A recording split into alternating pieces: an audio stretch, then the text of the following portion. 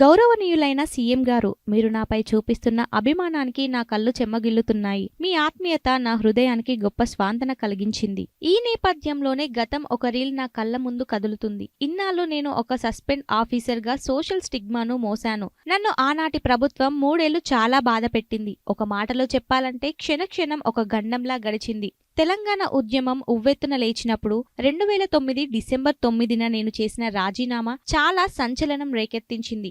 అదే రాత్రి చిదంబరం గారు చేసిన ప్రకటన ఉద్యమాన్ని చప్పున చల్లార్చింది.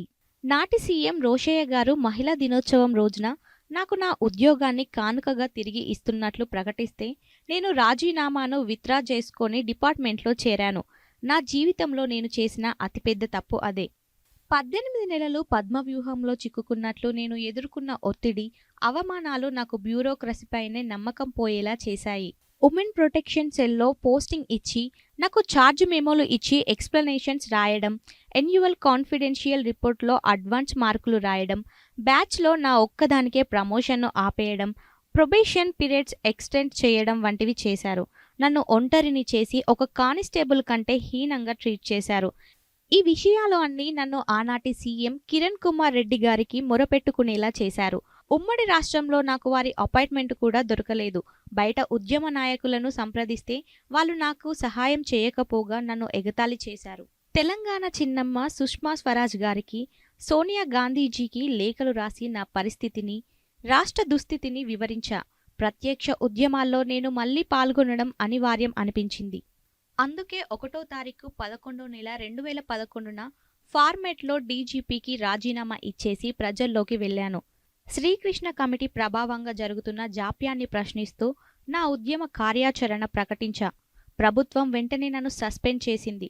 దేశద్రోహం వంటి తీవ్ర ఆరోపాలు అందులో ఉన్నాయని అన్ని పత్రికల్లో నా ఫోటోలు వేసి ఈ వార్తను పెద్దగా రాసి హైలైట్ చేశారు.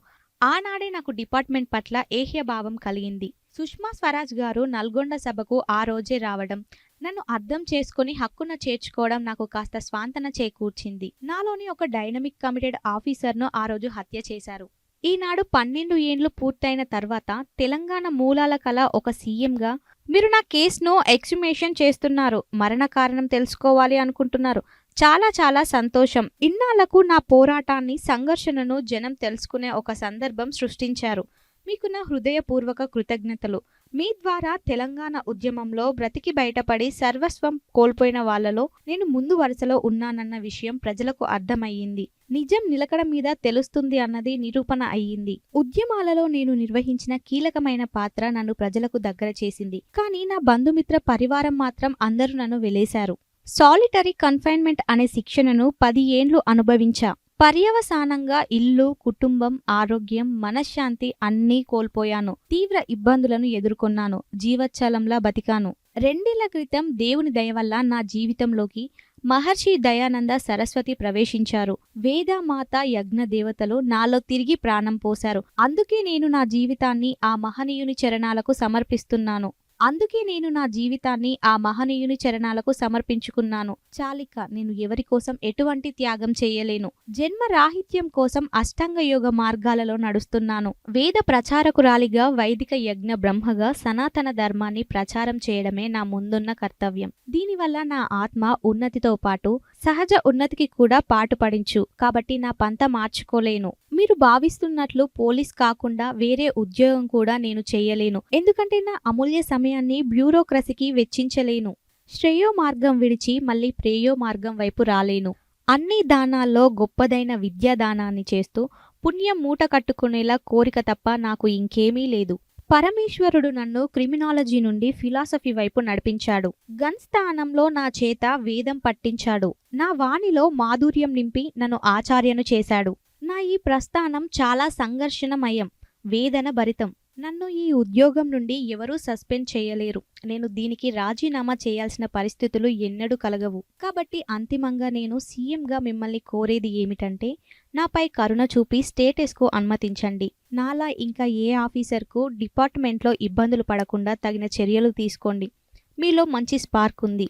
మీ నుండి చక్కని పాలన ఆశించవచ్చు అని అనిపిస్తుంది. మానవ సంబంధాలు అన్నీ ఆర్థిక సంబంధాలే అని నా జీవితంలో రుజువైంది.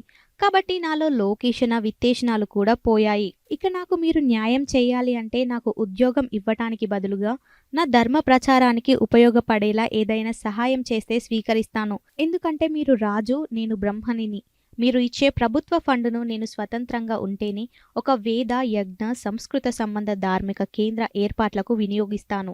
నేను మిమ్మల్ని కలవాలి, కానీ ప్రస్తుతం సనాతన ధర్మానికి మూలమైన వేదం యజ్ఞం అనే పుస్తకాన్ని తెలుగు, హిందీ భాషలో రాస్తున్నాను. హిందీ ప్రూఫ్ చేసే పనిలో బిజీగా ఉన్నాను. మహర్షి 200వ జయంతి వరకు అది సిద్ధం కావాలి. సమయం ఎక్కువగా లేదు. అందుకే అది అయిపోగానే దాన్ని ప్రింటింగ్కు ఇచ్చేసి వచ్చి మిమ్మల్ని కలుస్తాను. ఈలోగా మీడియా మిత్రులు నా ప్రతిస్పందన తెలుసుకోవాలి అని ఇంటర్వ్యూ అడుగుతున్నారు. అందుకే ఇలా ఫేస్బుక్లో బహిరంగ లేఖ రాయాల్సి వస్తుంది. ఇట్లు ఒక సనాతని డి నళిని ఆచార్య యజ్ఞ బ్రహ్మ వేద ప్రచారకురాలు.